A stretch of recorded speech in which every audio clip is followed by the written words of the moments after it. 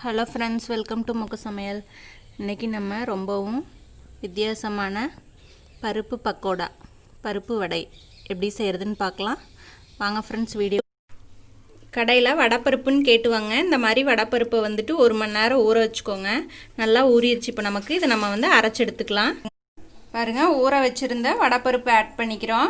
நீங்கள் வடைப்பருப்பு கூட தாளிக்கிற கடலைப்பருப்பு கொஞ்சம் ஆட் பண்ணிட்டீங்கன்னா இன்னும் வடை கொஞ்சம் கிறிஸ்பியாக கிடைக்கும். அப்புறமா இஞ்சி, பூண்டு, மிளகாய், வரமிளகாய், பச்சை மிளகாய் ரெண்டுமே நான் ஆட் பண்ணிக்கிறேங்க. ரெண்டும் சேர்த்தும்போது டேஸ்ட் நல்லா கிடைக்கும். அதுக்கப்புறமா பட்டை, கிராம்பு, சீரகம், சோம்பு எல்லாம் ஆட் பண்ணிவிட்டு இதையெல்லாம் நல்லா பேஸ்ட்டாக அரைச்சி எடுத்து, பருப்பு, மிளகாய், பட்டை, சோம்பு எல்லாம் சேர்த்து அரைச்சாச்சு. இப்போ மிச்சம் இருக்கிற பருப்பு எல்லாமே சேர்த்து அரைச்சி இதை கலந்துக்கலாம்.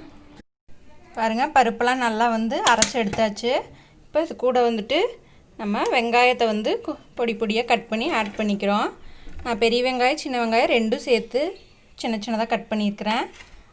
கூடவே புதினா கொஞ்சம் ஆட் பண்ணிக்கோங்க. புதினா ஆட் பண்ணும்போது நல்லா சூப்பர் வாசமாக இருக்கும் வடை. அதுக்கப்புறமா கொத்தமல்லி இலை ஆட் பண்ணிக்கிட்டு கூடவே கருவேப்பிலை, தேவையான அளவு உப்பு எல்லாம் சேர்த்து இதை நல்லா பிணைஞ்சி வச்சுக்கோங்க. பாருங்கள், இந்த மாதிரி பருப்பு, அரைச்ச பருப்பு கூட நம்ம வெங்காயம் எல்லாமே நல்லா கலந்தாச்சு.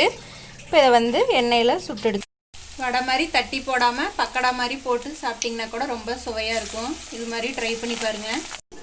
இந்த மாதிரி பருப்பு எடுத்து நல்லா இந்த மாதிரி தட்டிட்டு எண்ணெய்க்குள்ளே போட்டு பொரிச்சு எடுத்துக்கோங்க. எண்ணெய் காஞ்சதும் இந்த மாதிரி வடையை தட்டிட்டு போட்டு பொரிச்சு எடுத்துக்கலாம். நல்லா 2 சைடும் வேகிற அளவுக்கு திருப்பி விடுங்க.